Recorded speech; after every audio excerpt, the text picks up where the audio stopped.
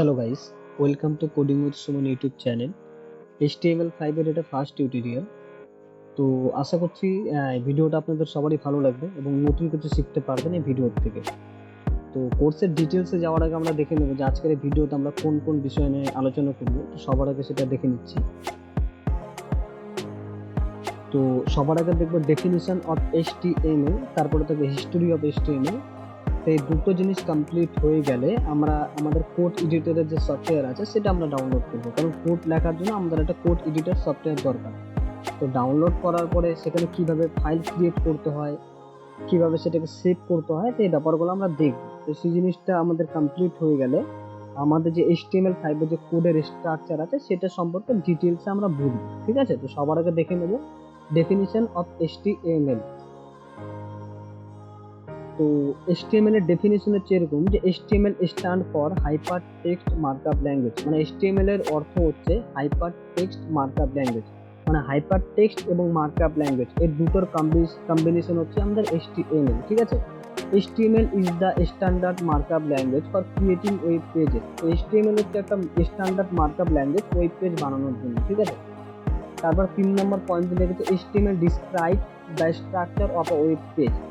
তো HTML এর মাধ্যমে আমাদের ওয়েবসাইটের যে ওয়েব পেজ থাকে সেটা আমাদের ডিসক্রাইব করা হয়, মানে স্ট্রাকচার বানানো হয়। তো ব্যাপারটা হচ্ছে এরকম, আমরা যখন কোনো ওয়েব পেজ বা ওয়েবসাইট বানানোর প্ল্যান করি, তো সবার আগে আমাদের ওয়েবসাইটে কি কি জিনিস থাকবে, কতগুলো ছবি থাকবে, কতগুলো ভিডিও থাকবে, কতগুলো টেক্সট থাকবে, সব জিনিস আমাদের HTML এর ফাইলের মধ্যে আগের থেকে দিয়ে দিতে হয়, মানে আগের থেকে ডিফাইন করে দিতে হয়।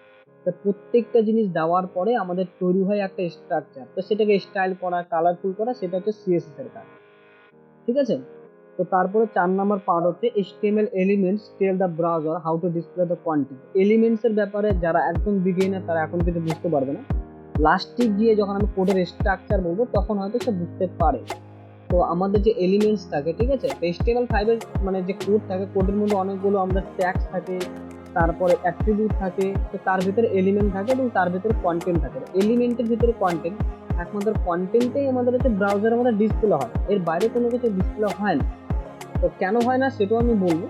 তো একমাত্র আমাদের এলিমেন্টস যে ব্রাউজারকে কমান্ড করে যে আমাদের যে কন্টেন্ট কিভাবে ডিসপ্লে হয়। ঠিক আছে, 5 নাম্বার পয়েন্ট হচ্ছে HTML documents can be assist by cascading style sheet, যেটা একটু আগে বললাম CSS। তো ক্যাসকেডিং স্টাইল শীটের শর্ট ফর্ম হচ্ছে CSS and scripting language such as JavaScript. তো CSS এবং জাভাস্ক্রিপ্টের মাধ্যমে আমাদের HTML ফাইলকে কাস্টমাইজ করা যায় অথবা অ্যাসিস্ট করা যায়। শুধু HTML ফাইল দিয়ে তো ওয়েবসাইট হবে না, সেটাকে স্টাইল করতে হবে, আরো অ্যাট্রাকটিভ করতে হবে, তার জন্য এই জিনিসগুলো আমাদের দরকার। তো HTML এর ফুল ফর্ম হচ্ছে হাইপার টেক্সট মার্কআপ ল্যাঙ্গুয়েজ।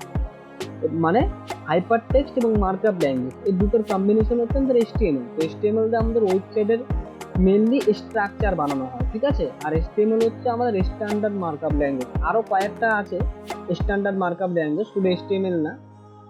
তো এবার দেখে নিচ্ছে আমাদের হাইপার টেক্সট কাকে বলে, কারণ এই জিনিসটা দরকার জানা। আমরা যদি ওয়েব ডেভেলপার হতে যাই সবার আগে আমাদের বেসিক ক্লিয়ার থাকতে হবে। ঠিক আছে, তো হাইপার টেক্সট কাকে বলে এটা জানার আগে আমাদের জানতে হবে হাইপার লিঙ্ক কাকে বলে, তবেই আমরা বুঝতে পারবো যে হাইপার টেক্সট জিনিসটা কি। তো হাইপার লিঙ্কের ডেফিনেশন হচ্ছে in a website a hyperlink like a word button that point to another location. মানে আমরা যখন কোনো ওয়েবসাইট খুলি, খোলার পরে আমরা যখন কোনো বাটনে ক্লিক করি, বাটনে ক্লিক করার পর যখন আমাদেরকে অন্য কোনো লোকেশনে রিডাইরেক্ট করে, অন্য কোনো লোকেশন বলতেছে ওয়েবসাইটের ভেতরে অন্য কোনো পেজ হতে পারে অথবা কোনো থার্ড পার্টি ওয়েবসাইটে রিডাইরেক্ট করতে পারে। এই যে প্রসেসটা আছে, এক জায়গায় ক্লিক করলাম, ক্লিক করার পরে আমাকে অন্য একটা লোকেশনে এসে নিয়ে গেল, এই জিনিসটাকে বলা হচ্ছে hyper link. To navigate online content, hyperlink can point to a content that is part of the website or external website, and hyperlink is an URL. For example, www.google.com. Hyperlink হচ্ছে একটা URL কেই বোঝায়। ঠিক আছে, আমরা যখন কোনো website অনলাইনে ভিজিট করি, যখন কোনো ক্লিক করি সেখানে সেই লিঙ্কে বা কোনো বাটনে ক্লিক করলাম, ক্লিক করার পরে যেই আমাকে যেখানে রিডাইরেক্ট করবে সেটাও হতে পারে সেই ওয়েবসাইটেরই কোনো পার্ট অথবা হতে পারে কোনো থার্ড পার্টি ওয়েবসাইট। ঠিক আছে, তো এই জিনিসটা হয়ে গেল হাইপার লিঙ্ক। এবার চলে যাচ্ছে না হাইপার টেক্সটে। তো হাইপার টেক্সটের ডেফিনিশন দেওয়ার আগে আমি এটা বলে নিচ্ছি যে হাইপার টেক্সটকে কে ইনভেন্ট করেছে, টেড নেলসন। যে ইনভেন্ট করেছে তার নাম হচ্ছে Ted Nelson. Ted Nelson coined the terms hypertext and hypermedia in 1963 and published them in 1965. তো টেড নেলসন 1963 সালে হাইপার টেক্সট এবং হাইপার মিডিয়া শব্দটি উনি ইনভেন্ট করেছেন, শব্দটি উনি আবিষ্কার করেছেন, ঠিক আছে, হাইপার টেক্সট। তারপরে সেটাকে পাবলিশ করেছিল 1965 সালে। এবার চলে যাচ্ছে আমি ডেফিনিশন। তো it's refer to a word or phrase that can be link to another document or text. তো হাইপার টেক্সট হচ্ছে এমন একটা ওয়ার্ড যেটা অন্য কোনো ডকুমেন্টসের সাথে লিঙ্ক করা থাকে, ঠিক আছে। এবং লেখা আছে hyper text involve any text. এখানে হাইপার লিঙ্ক লেখা আছে, আসলে এটা হাইপার টেক্সট হবে। তো পুরোটা কারেকশন করে এই পুরো জিনিসটা আপনি পিডিএফ আকারে ডিসক্রিপশনে পেয়ে যাবেন, নো ইস্যু। তো দুটোর ডেফিনেশন প্রায় অনেকটাই শুনতে একই রকম লাগছে, যে দুটোই তো কোনো না কোনো কিছুর সাথে লিঙ্ক করা আছে। তো আমি আরেকবার বলছি হাইপার টেক্সটের ডেফিনেশন, যে it's refer to a word or phrase that can be link to another documents or text. তো হাইপার লিঙ্কে কি হতো, কোনো কিছু ক্লিক করার পরে সে আমাকে অন্য একটা পেজে বা অন্য কোনো ওয়েবসাইটে রিডাইরেক্ট করতো, ঠিক আছে। হাইপার লিঙ্ক মানে এটা। আর হাইপার টেক্সট মানে হচ্ছে it's refer to a word or phrase that can be link to another document or text. লিঙ্কের ভিতরে টেক্সটকেই বলা হাইপার টেক্সট, ঠিক আছে। এবার সেই টেক্সটটা কোনো ডকুমেন্টস অথবা কোনো লিঙ্কের সাথে যুক্ত আছে, ঠিক আছে, এটাই বলা হচ্ছে হাইপার টেক্সট। তো ব্যাপারটা আরো বেশি ক্লিয়ার করার জন্য আমি ডিসপ্লেতে একটা প্রেজেন্টেশন রাখি, যেটা দেখলে আপনাদের পুরো ব্যাপারটা ক্লিয়ার হয়ে যাবে। দেখুন, যারা বেসিক HTML-টা জানে তো এই লাইনটার মানে তারা বুঝতে পারবে, যাতে অ্যাঙ্কার ট্যাগের ভেতরে জিনিসটা রেখেছে। এবার সাপোজ আমরা যখন কোনো ওয়েবসাইট ভিজিট করি, সেখানে যাওয়ার পরে আমরা মেনু বারে অনেকগুলো পেজ দেখতে পাই, সে home, about, services, contact us, ঠিক আছে। এবার যখন তার মধ্যে যে কোনো একটা পেজে যদি আমরা ক্লিক করি, তো সেই পেজটাতে আমাদের সে রিডাইরেক্ট করে নিয়ে যায়। যখনই আমরা ক্লিক করব, ক্লিক করার পরে আমাকে সে নিয়ে যাবে। এবার দেখুন কাজটা কী ব্যবহার। এবার আমি উদাহরণস্বরূপ ধরে নিচ্ছি যে আমরা এখানে আছে হচ্ছে হোম পেজ। হোম পেজ থেকে আমরা যাবো কন্ট্যাক্ট আস পেজে, ঠিক আছে। এবার কন্ট্যাক্ট আস সেখানে লেখা থাকবে, টেক্সট লেখা থাকবে, তাই তো আমরা বুঝতেও পারবো যেটা কন্ট্যাক্ট আস অথবা অ্যাবাউট। হোম থেকে অ্যাবাউট আসবে, কারণ সেখানে লেখা থাকবে অ্যাবাউট। সেই অ্যাবাউটে ক্লিক করবো, ক্লিক করার পরে আমাদেরকে নিয়ে যাবে হচ্ছে অ্যাবাউট পেজে। কিন্তু আমাদের ওয়েবসাইটে একমাত্র অ্যাবাউট বা যেখানে ক্লিক করবো সেই টেক্সটটাই শো করবে, তার পেছনে যে লিঙ্ক আছে সেটা কিন্তু শো করবে না। তার পেছনে যে লিঙ্ক আছে, যে লিঙ্কের সাথে সে পেজ যেখানে রিডাইরেক্ট করবে সেটা কানেক্টেড, সেই জিনিসটাকে বলা হচ্ছে আমাদের হাইপার লিঙ্ক, ঠিক আছে।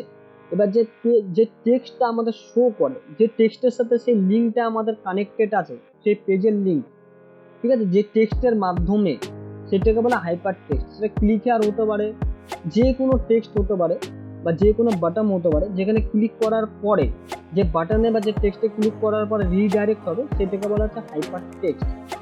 তো একদিনে তো 100% কেউ কিছু বুঝবে না, আপনি যদি 10%ও বুঝতে পারেন তবুও অনেক। তো এবার চলে যাচ্ছি আমি মার্কআপ ল্যাঙ্গুয়েজ, কারণ হাইপার টেক্সট এবং মার্কআপ ল্যাঙ্গুয়েজ এই দুটো বিষয় ক্লিয়ার হলে HTML ক্লিয়ার হয়ে যাবে, ঠিক আছে।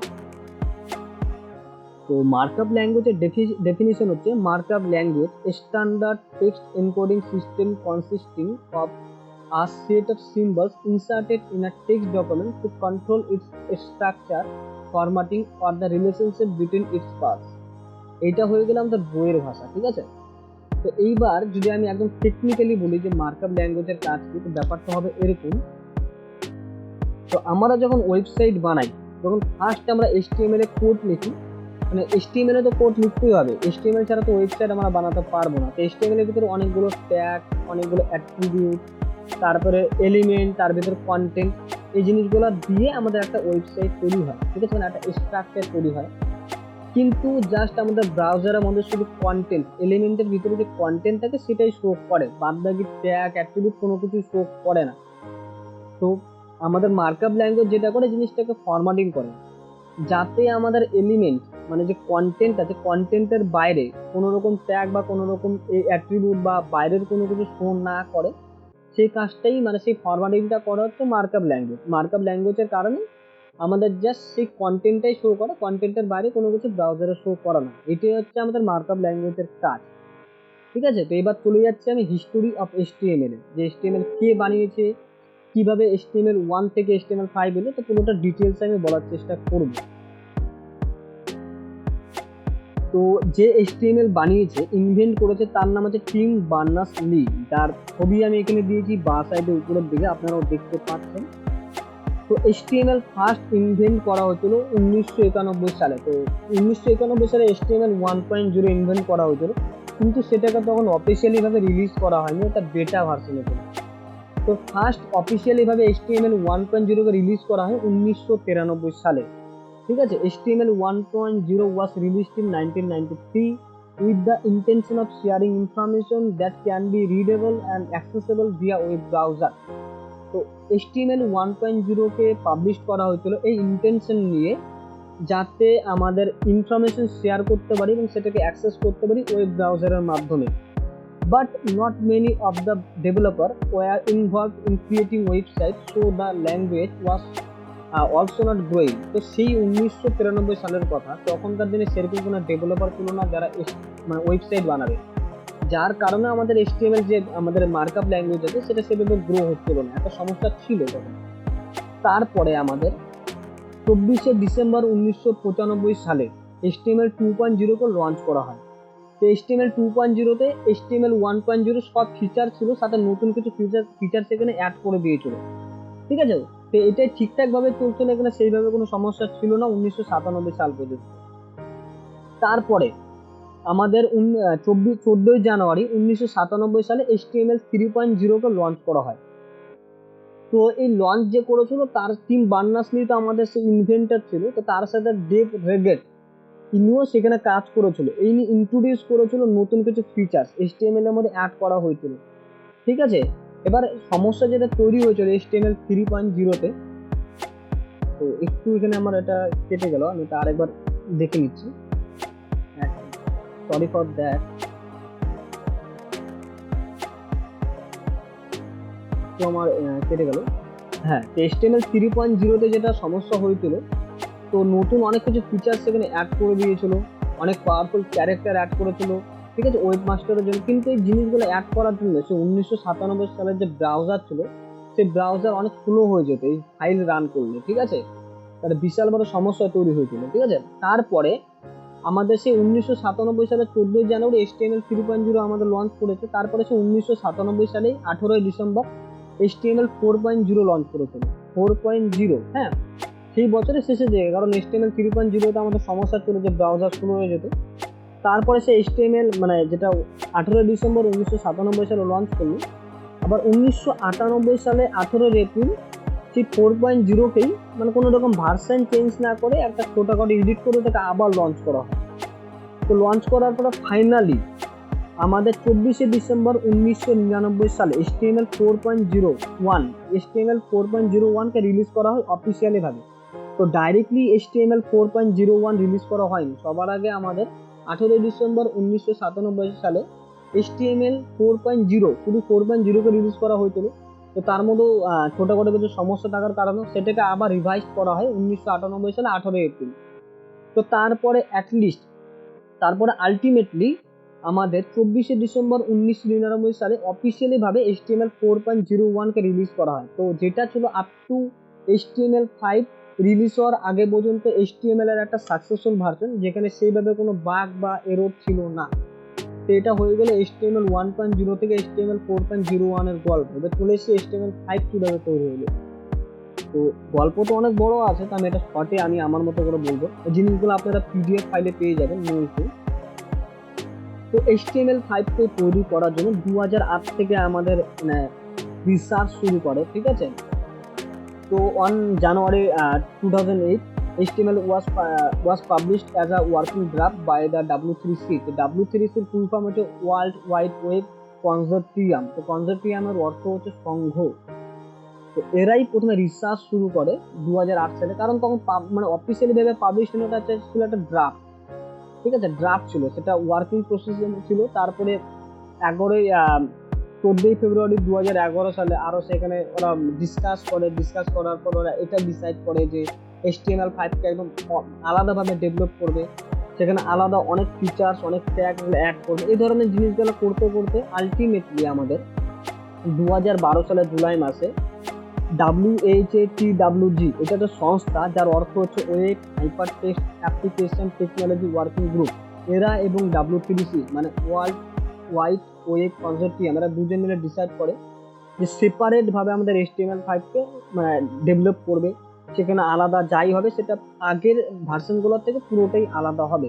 তো রিসার্চ শুরু হয় 2012 সালে, একটা বেটা ভার্সন ছিল HTML এর, যেটা পাবলিক ইউজ করতে পারতো বাট নট অফিসিয়ালি, কারণ যারা তখন HTML5 ইউজ করেছে জানে যে এখন যেরকম HTML5 তখন সেটা সেরকম ছিল না, অনেক কিছু ফিচার্স তখন ছিল না, কারণ সেটা অফিসিয়ালি ভাবে রিলিজ হয়নি।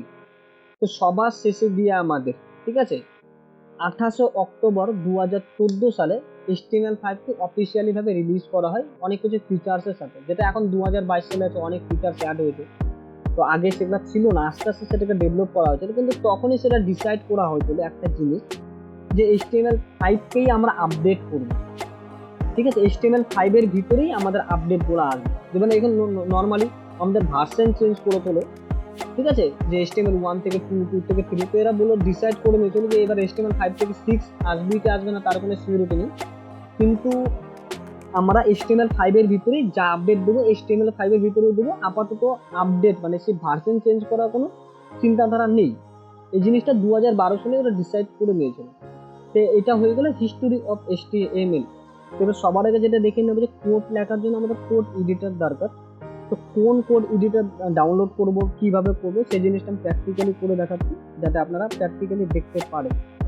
তো সবার আগে তার জন্য আমরা ব্রাউজার ওপেন করে নেব।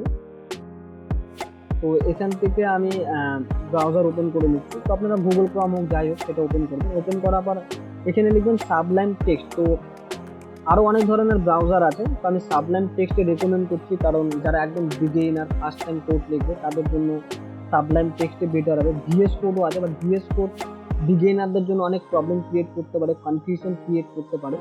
তো সাবলাইম টেক্সটের এটা হচ্ছে আমাদের অফিসিয়াল সাইট। তো নর্মালি আমাদের যারা ভিডিওগুলো দেখছে বা বেশিরভাগ যারা ইউজার আছে তাদের বেশিরভাগ অপারেটিং সিস্টেম হচ্ছে উইন্ডোজ, ঠিক আছে। তো আপনি যদি উইন্ডোজ বাদে অন্য কোনো অপারেটিং সিস্টেম থাকে, ম্যাক হোক বা লিনাক্স হোক, সেটা আপনি এখান থেকে চেঞ্জ করে নিতে পারবেন। তো আমার উইন্ডোজ, তো তার জন্য এখান থেকে ডাউনলোড ফর উইন্ডোজে ক্লিক করে সেটা আমি ডাউনলোড করে নেব। তো ক্লিক করে তো অটোমেটিকলি ডাউনলোডটা তো হয়ে যাবে। ডাউনলোড হয়ে গেছে।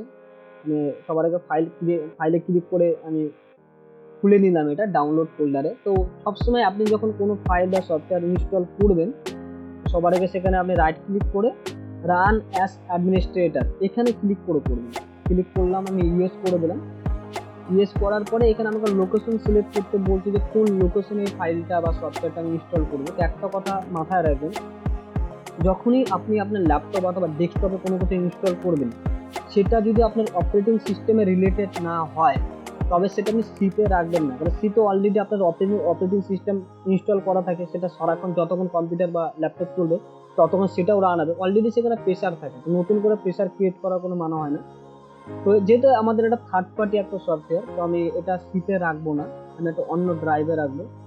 তো তার জন্য সবার আগে এখানে আমি সিলেক্ট করে নিলাম। তো এর ভিতরে চলে যাচ্ছে সফটওয়্যারের ভেতরে এখানে নিউ ফোল্ডার বলে একটা ফোল্ডার আছে, তো আমি নিউ ফোল্ডারটা সিলেক্ট করে দিয়ে ওকে করে দিচ্ছি। তো ওকে করাবার নেক্সট এখানে add to explore context menu. এটার অর্থ হচ্ছে নর্মালি যখন আপনি সাবলাইম টেক্সট ইনস্টল করবেন ডাইরেক্টলি ওটা আপনার ডেস্কটপে শর্টকাট ক্রিয়েট হয় না, ওটা আপনার যে উইন্ডোজ বাটন থাকে সেখানে ওটা চলে আসে। তো এটা আপনি টিক করে নেবেন, টিক করার পর নেক্সট, তারপর ইনস্টল, 4-5 সেকেন্ডের মধ্যে ইনস্টল হয়ে যাবে। ইনস্টল হয়ে গেছে, ফিনিশ করতে, ঠিক আছে। এবার দেখুন ওটা কোথায় ইনস্টল হয়েছে সেটা দেখে নিচ্ছে। তো আমি উইন্ডোজ বাটনে গেলাম, এই দেখুন এখানে সাবলাইম টেক্সটটা চলে এসেছে, ঠিক আছে। তো এটা আমাকে ক্লিক করতে হবে, ক্লিক করে খুলে নিতে হবে ফাইলটা। তো আমি ফাইলটা খুলে নিলাম, মানে সাবলাইম টেক্সট। তো আপনারা যখন first time Sublime Text install করবেন তো এই ধরনের লেআউট দেখতে পারবেন। তো আমি অপশনগুলোর ব্যাপারে আজকে কিছু বলছি না, কারণ আজকে সেটা ভিডিও অনেক লেন্দি হয়ে যাবে। তো সবার আগে আপনারা যখন খুলবেন, যারা ফার্স্ট টাইম একদম খুলছেন এরকমই দেখতে পারবেন। তো সবার আগে দেখেন কি করে ফাইল ক্রিয়েট করতে হয়, কি নামে ক্রিয়েট করতে হয়, কি নামে সেভ করতে হয়, সেই ব্যাপারগুলো আজকে আমি দেখব। তো এখানে সবার আগে আমাদের কাজ করার জন্য একটা ফাইল ক্রিয়েট করতে হবে, যেহেতু আমরা HTML শিখবো সবার আগে, HTML এর ফাইল ক্রিয়েট করতে হবে। ক্রিয়েট করার জন্য সবার আগে চলে যাবে ফাইলে, নিউ ফাইল, প্রথম অপশন। তো এটা আপনি শর্টকাটও করতে পারেন, Ctrl+N একসাথে যদি কিবোর্ড থেকে প্রেস করেন, তো এখানে আসার দরকার নেই, তো শর্টকাটে হয়ে যায়। তো আমি শর্টকাটে দেখাচ্ছি না। তো নিউ ফাইলে ক্লিক করতে, ক্লিক করার পরে এই যে আনটাইটেল বলে একটা লেখা আছে, তো এই ফাইলটাকে সবার আগে আমাকে সেভ করতে হবে, কারণ আনটাইটেলের জায়গায় নিজের যদি কোনো রকম নাম এখানে লিখতে চাই তো সবার আগে তার জন্য সেটাকে সেভ করতে হবে। সেভ করার জন্য শর্টকাট হচ্ছে Ctrl+S। যদি আপনি শর্টকাট ইউজ করতে না চান তাহলে ফাইলে চলে যাবেন, ফাইল থেকে সেভে ক্লিক করবেন, তবুও সেভ হবে। দেখুন পাশে এখানে আমাকে শর্টকাট দিয়ে রেখেছে Ctrl+S। আমি Ctrl+S টিপে সেভ করে নিচ্ছি। তো আপনি যখনই কোনো কিছু ফাইল HTML এ সেভ করবেন সেইভাবে যে কোনো একটা ড্রাইভে আপনি নিজের নাম অথবা যে কোনো একটা ফোল্ডার বানিয়ে নেবেন। আমি একটা ফোল্ডার বানিয়ে নিচ্ছি, এখানে নিজের নাম দিয়ে সুমন দাস HTML এরকম বানিয়ে নিলাম আমি একটা। তো আপনি চাইলে নিজের নাম বা যে কোনো নাম দিয়ে একটা ফোল্ডার বানিয়ে নেবেন, ঠিক আছে। তো এখানে বানিয়ে নিলাম সুমন দাস HTML।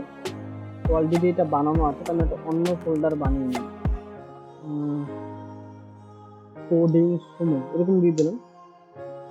তো এখানে চলে যাব, এখানে চলে যাওয়ার পর এখানে ফাইলটাকে সেভ করতে হবে একটা নাম দিয়ে। নামটা হবে আমাদের index.html, index.html এইভাবে লিখবো। ইন্ডেক্সের মানে হচ্ছে আমাদের যে কোনো ওয়েবসাইটের যে হোম পেজ থাকে, হোম পেজটা হচ্ছে ইন্ডেক্স, ঠিক আছে। এবং আমাদের ওয়েব ল্যাঙ্গুয়েজে ইন্ডেক্স হচ্ছে একটা স্ট্যান্ডার্ড নাম, ঠিক আছে। তো এইভাবে সেভ করতে হবে index.html লিখে সেভ করে দেবে। সেভ আপনি এখানে ক্লিক করেও করতে পারি অথবা ইন্টার যদি প্রেস করি কিবোর্ড থেকে তবু সেভ হয়ে যাবে। দেখুন এখানে index.html শো করছে, সেই ফোল্ডারের মধ্যে সেই ফাইলটা আছে।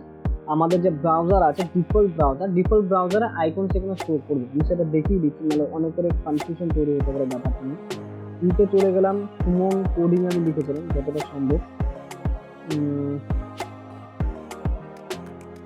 সুমন কোডিং সামথিং কিছু লিখেছি, একটু দেখে নিচ্ছি। ওই যে কোডিং সুমন লিখেছিলাম আমি।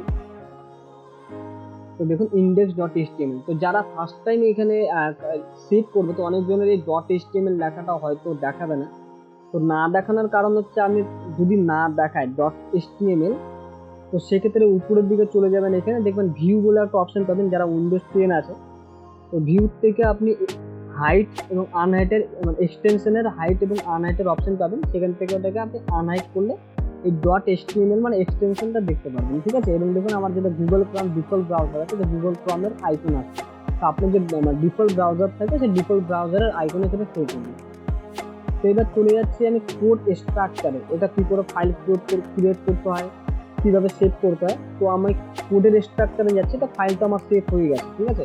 এবার এখানে কোড কিভাবে লিখবো আমরা, তো কোড লেখার জন্য সাবলাইনের কথা বলছি আমি। অন্য টেক্সট এডিটরে অন্য ফিচার্স থাকে, সবার আগে আমাদের ব্র্যাকেট ওপেন করতে হবে, এরকম ব্র্যাকেট ওপেন এবং লিখতে লাগবে HTML এতটুকু লিখবো। লিখে কিবোর্ডের বাঁ সাইডে ক্যাপস লক করে পুরো যে ট্যাব বাটন থাকে সেটা একবার আমরা প্রেস করব। প্রেস করলে পুরো আমাদের একটা টেমপ্লেট চলে আসবে HTML এর।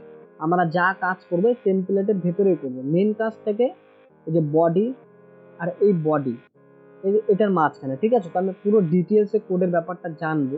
এটা হচ্ছে আমাদের হচ্ছে টেমপ্লেট, যা কাজ করবে টেমপ্লেটের ভেতরে করবো। তো এই ব্যাপারটা আরো ডিটেলসে যাওয়ার আগে আমি একটা প্রেজেন্টেশন শো করছি যাতে আপনাদের বুঝতে সুবিধা হয় ব্যাপারটা। দেখুন HTML5 এর কোড স্ট্রাকচার, সবার আগে আমাদের যেটা করতে হয় লিখতে হয় এক্সপেরিমেন্টেশন ডক টাইপ HTML। তো দেখুন এখানে অলরেডি ডক টাইপ একটা HTML এখানে দেওয়া আছে, ডক টাইপ HTML। তো এটার অর্থ হচ্ছে যে আমরা যে এই ডকুমেন্টটা মানে ওয়েবসাইটটা HTML5 এ লিখেছি, মানে HTML5 এর মাধ্যমে কোড করেছি, আগের কোনো ভার্সন ইউজ করিনি, তার হচ্ছে একটা সিম্বল এটা, ঠিক আছে। আমাদের সিনটেক্স, কোডের সিনটেক্স মানে HTML এর 5 এর সিনটেক্স এটা, ডক টাইপ HTML। তো ডক টাইপ HTML এর পরে আমাদের যেটা লিখতে হয় সেটা হচ্ছে আমাদের HTML এবং HTML নিচে ক্লোজিং। দেখুন HTML এর ভেতরে যতগুলো ট্যাগ থাকে সেটার একটা করে ক্লোজিং থাকে আর একটা করে আমাদের ওপেনিং থাকে। সবার এরকম ওপেনিং লিখতে থাকে, আর ক্লোজিং এর মধ্যে একটা আমাদের ফরওয়ার্ড স্ল্যাশ থাকে, সে আগে মানে যে টেক্সট থাকবে টেক্সটের আগে। দেখুন আমাদের HTML ওপেনিং হয়েছে বা ক্লোজিং হয়েছে, ক্লোজিং এর আগে দেখুন আমাদের ব্র্যাকেটের মধ্যে একটা ফরওয়ার্ড স্ল্যাশ আছে, ঠিক আছে। তো সবার আগে দেখুন এখানে যেটা দেওয়া আছে ডক টাইপ, তারপরে যে HTML, তারপরে HTML আবার ক্লোজও হয়েছে সবার শেষে গিয়ে, ঠিক আছে।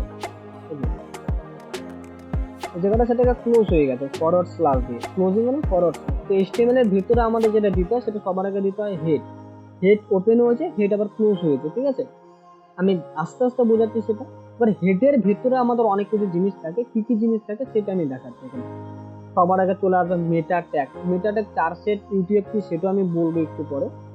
তারপরে মেটার আরেকটা জিনিস আমাদের এটা হচ্ছে রেসপন্সিভ সাইটের জন্য কাজে লাগে। তারপরে আমাদের টাইটেল, একটা ওয়েবসাইটের টাইটেল কি কি থাকবে, তারপরে লিঙ্ক, সিএসএস এর লিঙ্ক, এই জিনিসগুলো আমাদের হেডের ভেতরেও থাকে। যে কোনো ধরনের লিঙ্ক সিএসএস হতে পারে, বুটস্ট্র্যাপ হতে পারে, যে কোনো সিডিএন হতে পারে, সেটা আমাদের হেডের ভেতরেই থাকবে। ভেতরে বলতে যে আমাদের ওপেনিং হেড এবং ক্লোজিং হেড এই দুটোর মাঝখানেই থাকবে, ঠিক আছে, যা থাকবে আমাদের। তো এরপরে চলে আসছে আমাদের বডি। হেডের নিচে আমাদের থাকবে বডি, মানে যে আমাদের হেড ওপেনিং, যে হেড ক্লোজিং, তারপরে চলে আসছে যে বডি, ঠিক আছে। বডি আমাদের ওপেন হলো, বডি আমাদের ক্লোজ হলো। এবার আমাদের আসল যে ওয়েবসাইটের কন্টেন্ট, যেটা আমাদের ব্রাউজারে শো করবে, সেই জিনিসটা থাকে হচ্ছে আমাদের বডির ভিতরে। পুরো ওয়েবসাইটটা যেটা দেখতে পাই তার পুরো কোড লেখা থাকে বডির ভিতরে। মানে বডি আমাদের ওপেন হলো, ঠিক আছে, শেষ হলো, শেষ হওয়া মানে ফরওয়ার্ড স্ল্যাশ, ঠিক আছে। ওপেনিং ক্লোজিং এভাবে চলতে থাকে। এটা হচ্ছে কোডের স্ট্রাকচার। পুরো জিনিসটা পিডিএফ এর আকার আমি দিয়ে দেবো, ঠিক আছে। এইবার আমি দেখে নিচ্ছি যে ইউটিএফ মেটা চার্জসেট ইউটিএফ 8 এর মানে কি। নর্মালি এত কিছু ডিটেলসে আমাদের বলতে হয় না, তবে জিনিসটা জানাটা দরকার, কারণ আমাদের বেসিক ক্লিয়ার করতে হবে সবার আগে। বেসিক ক্লিয়ার না করলে আমরা ডেভেলপার হতে পারবো না, ঠিক আছে। তো ইউটিএফ এর মানে কি সেটা যদি আমি ডেফিনিশন দিতে চাই, তো ব্যাপারটা হবে এরকম। দেখুন, আমাদের কম্পিউটার অথবা ল্যাপটপে যখন কোনো রকম ডেটা ইনস্টল হয়, সেটা হতে পারে আমাদের ইমেজ বা টেক্সট অথবা ভিডিও, সেটা একটা বাইনারি ফরম্যাটে ইনস্টল হয়, ঠিক আছে, বা স্টোর হয়। তো আমাদের যাতে সবাই যাতে সে রুলসটা ফলো করে, যাতে সব সিস্টেমে যাতে বাইনারি ফরম্যাটে যাতে সব কিছু স্টোর হয়, তার জন্য ASCII, ASCII, যার অর্থ হচ্ছে American standard code for information interchanges, এরা একটা ফরম্যাট বানিয়েছিল যেটাকে বলে UTF-8, যার অর্থ হচ্ছে ইউনিকোড ট্রান্সফরমেশন ফরম্যাট। এর মানে যেটা হয়, এটা যদি কোনো কিছু তো আমরা ইউজ করি, বা সাপোজ ধরে নিলাম আমরা HTML ফাইলই ইউজ করছি, এটার কাজ হচ্ছে আমরা ওয়েবসাইটের ভেতরে, কোডের ভিতরে যে কোনো ধরনের আমরা টেক্সট, যে কোনো ধরনের আমরা সিম্বল, যে কোনো ধরনের ক্যারেক্টার বলতে আমাদের $, এই ধরনের যে কোনো ধরনের টেক্সট আমরা ইউজ করতে পারবো। ব্রাউজার সেটা ডিটেক্ট করতে পারবে যে অ্যাকচুয়ালি আমরা কি লিখেছি সেখানে, ঠিক আছে। এটা জাস্ট ক্যারেক্টারটা করার জন্য। এবার যেহেতু আমরা 6টা সিম্বল আছে, মেনলি আমাদের 0 থেকে শুরু করে 127টা ক্যারেক্টার সাপোর্ট করে UTF-8, ঠিক আছে। তো মেন এটাই কাজ, এটা সবসময় দেওয়ার চেষ্টা করবেন। বাই ডিফল্ট আমাদের সাবলাইনের মধ্যে জিনিসটা একার থেকে চলে আসে, না থাকলে এটা দেওয়ার চেষ্টা করবেন, ঠিক আছে। এই ব্যাপারটা নিয়ে আলাদা একটা ভিডিওতে ডিটেলস আলোচনা করবো, যে মেটা চার্জসেট ইউটিউব কি। চার্জসেট মানে হচ্ছে ক্যারেক্টার সেট, আর ইউটিউবের অর্থ হচ্ছে ইউনিকোড ট্রান্সফরমেশন ফরম্যাট, ঠিক আছে। তো এবার আমি যেটা বলবো, তো আজকে তো এতটুকুই আমাদের ভিডিও। তো নেক্সট ভিডিওতে আমাদের HTML এর একদম প্র্যাকটিক্যাল ক্লাস চালু হবে, যেখানে প্র্যাকটিক্যাল ভিডিওগুলো আপনি পাবেন। আর যদি আজকের এই ভিডিওতে আপনাদের কোনো রকম কনফিউশন থাকে বা বুঝতে অসুবিধা হয়েছে, কোনো কিছু বুঝতে পারেন, তো অবশ্যই আপনি কমেন্ট করবেন, ঠিক আছে। আর যদি পারেন তো সাবস্ক্রাইব করে রাখতে পারেন। তো সাবস্ক্রাইব করলে আমি যেহেতু ডেলি ভিডিও আপলোড করব, তো আপনি সেই নোটিফিকেশনগুলো পেয়ে যাবেন। তো অবশ্যই আপনি কমেন্টে জানাবেন যে আমার ভিডিওতে কোনো রকম কনফিউশন তৈরি হলো কিনা। Okay, thank you so much, thanks for watching.